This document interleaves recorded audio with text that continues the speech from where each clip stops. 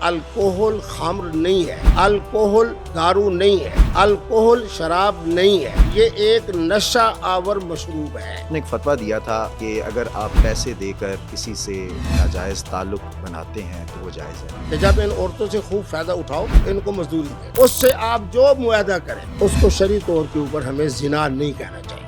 अच्छा, वो जिना नहीं है। एक मोहतरमा को जो है वो अपनी बाहों के हिसार में लिया हुआ है और बड़ी उससे खुशगपियाँ हो रही हैं कि और शहादत है ना। भी हो रही है। तो मौलाना भी आपने फरमाया कि निकाह तो आप नहीं कर सकते, लेकिन मेरा ख्याल है ये काम जायज़ की हद में आ जाता है। जो मेरे साथ बैठ के मोहतरमा हरकत दे रही हैं बड़ी मोशन के साथ, ये उनका काम है। जाहिर है सर, उस जुनून के अंदर कोई भी बह सकता है। इस जुनून के लिए उनके पास दो अजीम शख्सियात हैं। एक का नाम है कायद मोहतरम इमरान खान और दूसरे का नाम है किबला मुफ्ती अब्दुल कवी साहब। अस्सलाम वालेकुम जी, GNN के एक और पॉडकास्ट के साथ मैं हूं आपका होस्ट बदर जावेद भट्ट और आज हमारे साथ मौजूद हैं मुफ्ती अब्दुल कवी साहब, जो कि किसी तारुफ के मोहताज नहीं है। तो आज हम आपके जनाब जो जितने भी सवालात हैं वो इनसे पूछेंगे और जानने की कोशिश करेंगे उनके जवाबात। अस्सलाम वालेकुम सर। अल्हम्दुलिल्लाह, अल्लाह का बहुत मुफ्ती साहब, सबसे पहले तो मैं आपसे ये जानना चाहूँगा, बल्कि हमारे सारे देखने वाले आपसे ये जानना चाहते हैं कि दानिया शाह का बड़ा आजकल जो है वो चर्चा है और क्लेम ये किया जाता है कि उसका जो निकाह है वो हकीम साहब के साथ वो आपने करवाया है। बिस्मिल्लाहिर्रहमानिर्रहीम। पहले तो वो मोहतरमा शाह नहीं है। अच्छा, बहरहाल मैंने उनको भी कहा कि इनका नाम आप रखें दानिया मलिक।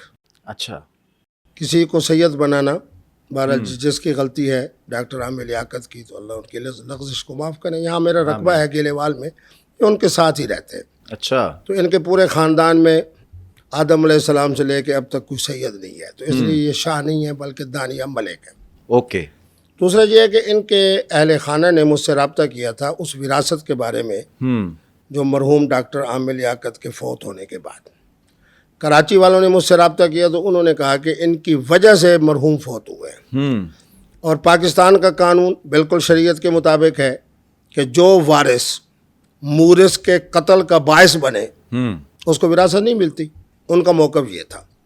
इनका मौक़िफ़ ये था कि मेरी वजह से उन्हें शहादत नहीं मिली, बल्कि और वजूहात हैं और मैं उनके निकाह में हूँ और इसलिए जनाब मैं शरई तौर के ऊपर अल्लाह रसूल ने जो मुकर्रर किया है 8वां हिस्सा, उसमें हम 3 बेगमात हैं मरहूम के, तो हमारे अंदर बराबर तकसीम होना चाहिए। सही। तो इस सिलसिले में मैंने अलबत्ता हकीम साहब ने जब 2-2.5 महीने 3 महीने बड़ा ज़बरदस्त इस्तकबाल किया। अच्छा। और बन्नू बीफ के हवाले से बहुत वहाँ लोगों को जमा किया, इकट्ठा किया और ये वो, तो उन्होंने मेरी बारात की तरह का एहतिमाम किया था। मैंने उनसे मजाक किया कि मैंने कहा कि अगर आप विरासत के हवाले से जिस तरह उनका मुझसे रब्ता है तो आप पैगाम निकाह भेजें।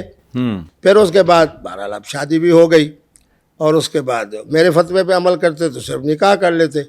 अब उन्होंने अपने ही अंदाज के मुताबिक तशहीर के लिए शादी कर ली। सही है। तो उस तशहीर का अब क्या फ़ायदा होगा, क्या नुकसान होगा, वो जल्दी आ जाएगा।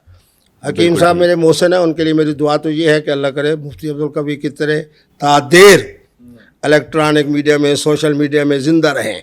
लेकिन जो उनके अंदाज़ हैं, जो उनकी रफ्तार है, अल्लाह उनकी हिफाजत करे। मुझे 3-4 दिन से लोगों का फ़ोन आ रहा है कि मुफ्ती साहब वो हकीम साहब तो अस्पताल में पड़े हैं, उनकी सेहत के लिए दुआ करें। बहरहाल अल्लाह उनको सेहत भी दे और अल्लाह करे जो उनकी ये तेज़ रफ्तारी है ये एतदाल पर आए और अच्छा सुकून से वक्त। नहीं, बिल्कुल सर, इसमें कोई शक नहीं है। अल्लाह ताला उनको सेहत देगा जितना वो, बल्कि आप कह रहे हैं कि याद रखा जाए, या तो वो वैसे ही हैं लोगों को जिस तरह के नुस्खे देते हैं वो बना के, माशाल्लाह बड़े आला नुस्खे जो हैं वो दिए जाए। आपने कोई नुस्खा ट्राई किया उनसे लेके? वैसे अलबत्ता ये है कि मेरे जो ननिहाल है उसके करीब वो मरल फैमिली से है, उनके साथ ये इनकी रिहाइश है। इनके वालिद साहब भी अच्छे हकीम हैं, इनके दादा भी अच्छे हकीम थे, तो यानी हकीम साहब मौरूसी जो है हकीम हैं, तो इस ख़ानदान में अच्छे यकीनन नुस्खे होंगे। बिल्कुल ठीक है। अच्छा सर, आपने फतवे की बात की तो मुफ्ती साहब ये भी बता दीजिए कि पिछले दिनों बड़ी एक वीडियो वायरल हुई, एक निजी टीवी चैनल के ऊपर आप इंटरव्यू दे रहे थे, वहाँ पे शराब को लेकर बड़ा एक वो तूफ़ान खड़ा हुआ। उसके बाद हमने सोशल मीडिया पे देखा, बड़ी वीडियोस वायरल हुई। सर उसकी कुछ थोड़ी सी वो वजाहत कर दें कि वो फतवा था क्या? बहुत आला बात। शराब, दारू और अरबी में जिसे खम्र कहते हैं, बिल्कुल। इसका एक कतरा भी हराम है, याद रखें जी। बिल्कुल ठीक है। जहाँ कुरान मजीद की वाज़ेह नस हो वहाँ किबला मुफ्ती अब्दुल कवी साहब का इज्तिहाद काम नहीं आएगा। अच्छा। خمر حرام ہے، شراب حرام ہے، دارو حرام ہے۔ بالکل ٹھیک ہے۔ مفتی عبدالقوی کی جو تحقیق ہے اجتہادی وہ یہ ہے کہ کیا الکحل مفتی اعظم پاکستان کے تمباکو کے پان کی طرح ہے، ہاں اور ہمارے جو پٹھان حضرات کے جو شیخ الحدیث ہیں، ہاں شیخ الحدیث ہیں، ان کی جو نسوار جی بالکل۔ اس کی طرح ہے؟ میں نے اس فیکٹری میں جا کے خود دیکھا اپنی آنکھوں سے کہ الکحل کیسے بنتا ہے۔ اچھا سر کچھ بتائیں ہمارے دیکھنے والوں کو، بیسکلی فرق یہاں پہ میں جاننا چاہ رہا ہوں کہ شراب میں اور الکحل میں فرق ہے کیا؟ شراب، خمر، دارو حرام ہے، وہ ٹھیک ہے، مختلف جوسز سے تیار ہوتا ہے۔ ٹھیک ہے، آج بھی دنیا کے اندر میرے خیال میں وائن کے نام سے جو تیار ہو رہا ہے وہ وہی ہے جو خمر کے قریب تر ہے۔ ٹھیک ہے، آب جو اس سے بھی جناب شراب بنتی تھی، ٹھیک لیکن ہے۔ اب چونکہ انہوں نے اس کے اندر الکوہل ڈال دیا ہے تو نان الکوہل اور الکوہل، تو الکوہل جس میں ہوگا وہ شراب نہیں ہوگی، یہ نقطہ یاد رکھیں۔ ٹھیک ہے، جس چیز میں چاہے وہ ہومیوپیتھک دوائی ہو، ہاں چاہے وہ آب جو بیئر ہو، ہاں چاہے جناب ہمارے جو رشیا کے قریب مسلم ریاستیں ہیں، 80 کروڑ وہاں مسلمان رہتا ہے، ان کے ہاں جو چیز پی جاتی ہے ووٹ کا، میرے خیال میں اس کو کہتے ہیں، انہوں نے ہی مجھ سے مسئلہ پوچھا تھا، وہاں کے چیمبر آف کامرس کے صدر نے مجھ سے پوچھا تھا اچھا۔ مسئلہ۔ بات یہ ہے کہ پہلی یہ بات ذہن میں رکھیں کہ شراب، خمر، دارو حرام ہے، ایک قطرہ بھی حرام ہے، ایک حقیقت۔ دوسرا یہ ہے کہ کیا الکوہل خمر ہے، یعنی شراب اور دارو ہے؟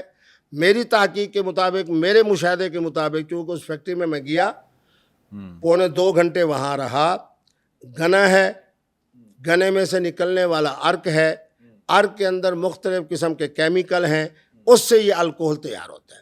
اچھا، الکوہل کی اصل تیاری کی وجہ یہ ہے کہ الکوہل جس میں پڑ جائے، جس پانی میں آپ ڈال دیں، ہومیوپیتھک دوائی میں ڈال دیں، آپ اپنے بزرگوں سے جن سے بڑی عقیدت و محبت رکھتے ہیں، مثلا جس طرح والدہ ہیں، آپ کہتے ہیں جی اماں جی یہ بوتل دے دو، اس کے اندر آپ نے الکوہل کے کچھ قطرے ڈال دیے، وہ پھر 10 سال 20 سال 30 سال تک وہ والدہ کا جو تبرک ہے وہ آپ کے پاس محفوظ ہو جائے گا، جس طرح ذرا ہماری شہد جو ہے اس کے اندر یہ تاثیر ہے۔ بعد کے اندر یہ ہوا کہ جس کے اندر بھی الکوہل ڈالا جائے تو وہ نشہ آور ہو جاتا ہے۔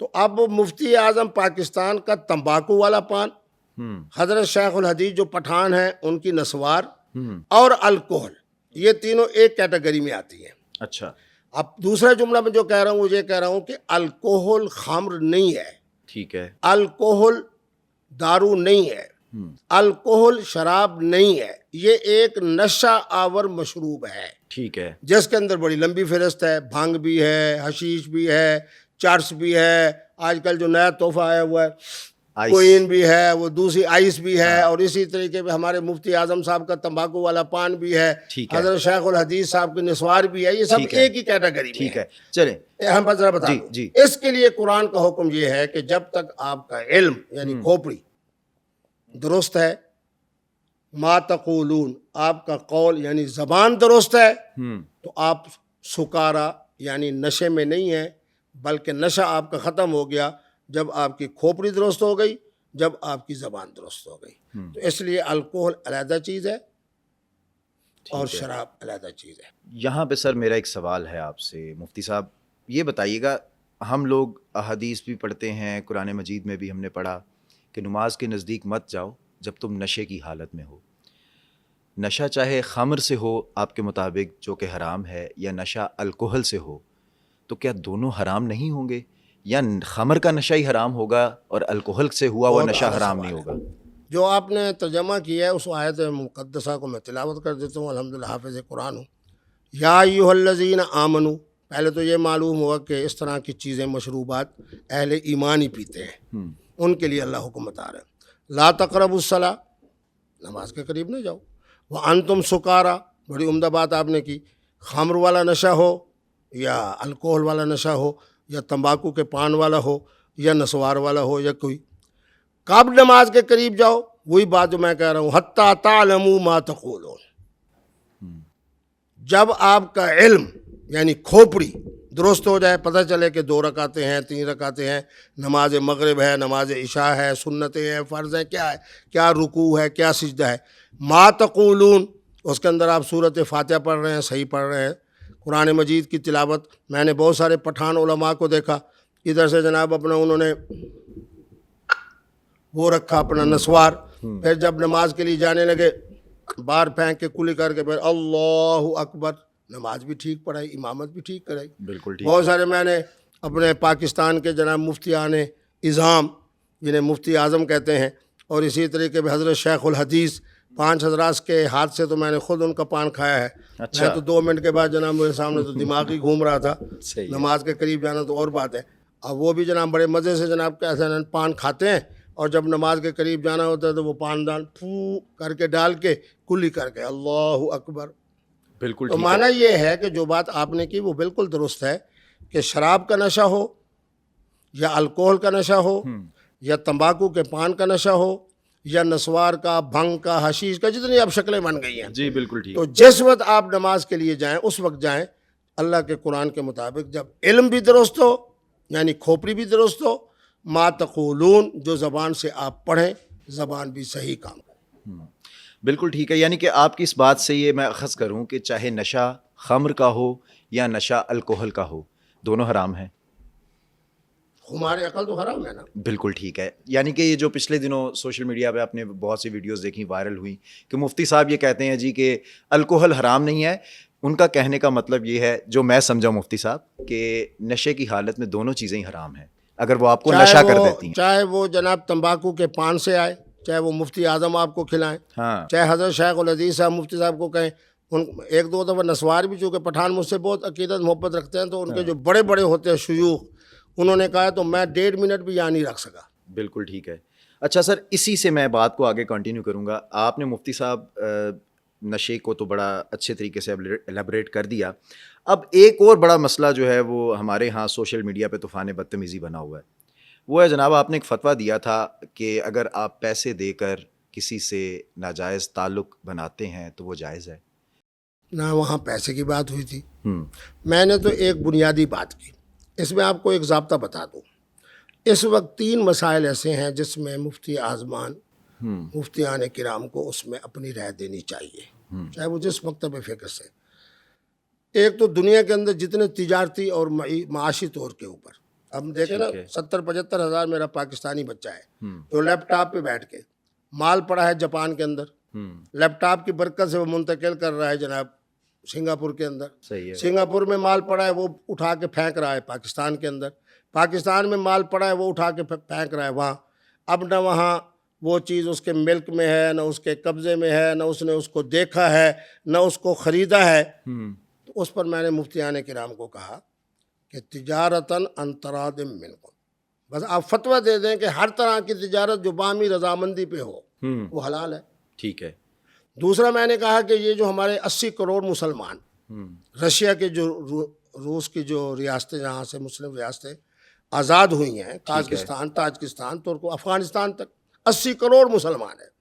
مسلک اہل سنت میں ہے، فقہ حنفی میں ہے میری طرح. انہوں نے مجھ سے پوچھا، ان کے چیمبر آف کامرس کے صدر نے پوچھا کہ ہمارے ہاں ہے دارو ایک ہم پیتے ہیں اور اس کا نام ہے ووڈکا میرے خیال میں. ٹھیک ہے. تو انہوں نے کہا آپ جس طرح ملتان والے لسی پیتے ہیں ہم پیتے ہیں. اس پر میں نے تحقیق کی الکوہل کی. یعنی کہ آپ یہ کہنا چاہ رہے ہیں، اب آپ کی ساری بات سے میں اس مسئلے کی طرف آ جاؤ. 2 باتیں. تیسرا یہ ہے کہ محترم اور محترمہ کا باہمی تعلق. ہاں، اسی ہم بات ہر طرح کے تعلق کو حرام نہ دیں. ہوں. میں نے جو کہا تھا اس میں پیسے کی بات نہیں تھی. میں نے جو قرآن کی آیت کا حوالہ دیا تھا اس میں اجرت اور مزدوری اور پیسہ دینا ہے استمتاع کے بعد. جب اسے آپ خوب فائدہ محترمہ سے اٹھا لیں تو اس کے بعد جاتے ہوئے اسے مزدوری بھی دے دیں. یہ اللہ کا قرآن کا فیصلہ ہے. فَمَسْتَمْتَعْتُمْ بِهِ مِنْهُنَّ فَآتُوهُنَّ أُجُورَهُنَّ. اور ہر آدمی اس کا ترجمہ جس کے پاس جس قرآن مجید کی تفسیر ہے، مولانا مودودی سے لے کے مفتی شفیع صاحب تک اور ہمارے حضرت پیر صاحب تک، سب کو ہے اس کو پڑھ لو کہ جب ان عورتوں سے خوب فائدہ اٹھاؤ تو ان کو مزدوری دے دو. بالکل. میں نے اس میں یہ کہا تھا کہ ہر وہ محترمہ جو کسی کے نکاح میں نہ ہو، اس میں کنواری بھی شامل، اس میں مطلقہ بھی شامل، اس میں بیوہ بھی شامل. ٹھیک ہے. اس سے آپ جو معاہدہ کریں اس کو شرعی طور کے اوپر ہمیں زنا نہیں کہنا چاہیے. اچھا. وہ زنا نہیں ہے. اللہ کے قرآن نے اس میں ہمارے لیے وسعت پیدا کی ہے. ان عورتوں کو اللہ نے پیدا کیا ہے اس لیے کہ لتسکنوا الیہا. بالکل. اس وقت آپ لوگوں کی تحقیق کے مطابق 1 کروڑ پاکستانی خواتین ایسی ہیں جن کا خامند نہیں. بالکل. اب مفتی عبدالقوی صاحب قبلہ ایک ہی تو خامد بن کے تمام خواتین کے ساتھ نکاح نہیں کر سکتے نا. تو معنی یہ ہے کہ آپ نوجوان میدان میں آئے. نوجوان کیوں روتا ہے جی میری عمر 27 سال ہو گئی ہے, 30 سال ہو گئی ہے, 32 سال ہو گئی ہے؟ نہ روئے. قبلہ مفتی صاحب سے پوچھے, نسخہ بھی بتاؤں گا, طریقہ بھی بتاؤں گا, اس کے بعد وظیفہ بھی بتاؤں گا تاکہ گھر والوں کو بھی پتہ نہ چلے. حرمہ محترمہ کے بارے میں بھی رہنمائی کر دوں ٹھیک گا. ہے مفتی صاحب, وقت کی چونکہ قلت ہے, آخری سوال آپ سے کرنا چاہوں گا. آج کل آپ ماشاء اللہ سوشل میڈیا پہ بڑا فیم ہے, بڑی ویڈیوز ایسی آ رہی ہیں جو کہ میرا خیال ہے کہ ہم لوگ, میں ابھی آپ کی تھوڑی دیر پہلے ویڈیو دیکھ رہا تھا معذرت کے ساتھ, نہیں بتائیں نا کیا تھی. جی اس کے اندر آپ نے ایک محترمہ کو جو ہے وہ اپنی باہوں کے حصار میں لیا ہوا ہے اور بڑی اس سے خوش گپیاں ہو رہی ہیں تو اس کی اور سعادت ہے نا. بھی ہو رہی ہے. تو مولانا بھی آپ نے فرمایا کہ نکاح تو آپ نہیں کر سکتے, لیکن میرا خیال ہے یہ کام تھوڑا سا اس میں جائز کی حد میں آ جاتا ہے. آپ دیکھیں محترم, بات یہ ہے اللہ کے قرآن کی واضح نص ہے, جو عمل میں کروں گا میں اس کا ذمہ وار ہوں. بالکل مجھ ٹھیک سے ہے. پوچھا جائے گا کہ آپ نے مفتی صاحب بیٹھے ہوئے یہ جو عمل کیا ہے, اور جس کو میں کہہ رہا ہوں جرات کے ساتھ کہ غلطی ہوئی ہے. اچھا, اب ایک محترمہ میرے ساتھ بیٹھ کے اللہ کی وہ نعمت جو اللہ نے اسے دی ہے اسے جناب بڑی موشن کے ساتھ حرکتیں دے رہی ہے, تو آپ کسی مفتی سے پوچھ لیں کہ اس کے اوپر میرا کیا. صرف یہ ہے کہ میں نے اس کو اپنے ساتھ جب آئی ہے تو بٹھا دیا ہے. اسی طرح ایک محترمہ مظلومہ نے مجھ سے رابطہ کیا, اور اس نے, آپ اس ویڈیو کو دیکھ لیں, اتنے مزے سے جپی میں نہیں ڈال رہا جتنی سعادت اپنی محسوس کرتے ہوئے محترمہ جپی ڈال رہی ہیں. اور میں ان کے مسئلے کو سن بھی رہا ہوں, اور ان کے مسئلے کو الحمدللہ میں نے, اس کو میں غلطی ضرور کہتا ہوں, میں ان علماء میں سے نہیں ہوں کہ جاخ بھی ماریں گے, غلط بولیں گے بھی صحیح, اور جملہ بھی ان کا خطرناک ہوگا لیکن مانیں گے نہیں. بالکل ٹھیک ہے. سرخ سوٹ والے نے جپی ڈالی, یقیناً غلط ہے, اس نے ڈالی, میں نے نہیں ڈالی. جو میرے ساتھ بیٹھ کے محترمہ اپنی نعمت عظمیٰ کو حرکت دے رہی ہیں بڑی موشن کے ساتھ, یہ ان کا کام ہے. بہرحال میں اس کیفیت میں بہرحال دیکھ تو رہا تھا جو کچھ وہ کر رہی ہیں, غلطی تو ہے نا. معنی یہ ہے کہ جو غلطی ہو آدمی اس کو تسلیم کرے. میں اس غلطی کو تسلیم کر رہا ہوں, اور ان کو سمجھاتا بھی ہوں. اور یقین کریں آپ میرے بیٹے ہیں, اس دوران میں استغفر اللہ پڑھتا بھی رہتا ہوں. بالکل ٹھیک ہے. لیکن خواتین کا ایک جذبہ ہے, ان کا ایک جنون ہے, ان کی جنون کی تکمیل دو لوگوں کے ساتھ ہو سکتی ہے. ظاہر ہے سر, اس جنون کے اندر کوئی بھی بہ سکتا ہے. بہرحال سر وقت جو ہے, اس جنون کے لیے, آخری جملہ 10 سیکنڈ, اس جنون کے لیے ان کے پاس دو عظیم شخصیات ہیں, محبوب شخصیات ہیں. ایک کا نام ہے قائد محترم عمران خان, اور دوسرے کا نام ہے قبلہ مفتی عبدالقوی صاحب. بہت شکریہ مفتی صاحب. یہ تھا ہمارا آج کا پوڈ کاسٹ. امید ہے کہ آپ کو ہمارا آج کا ایپیسوڈ پسند آیا ہوگا. اپنی قیمتی آراء سے ہمیں ضرور بتائیے گا, کمنٹ سیکشن میں کمنٹس کیجیے گا, اور ہمارے اس چینل کو سبسکرائب کیجیے گا. اگلے پوڈ کاسٹ کے لیے مجھے دیجیے اجازت. اللہ نگہبان.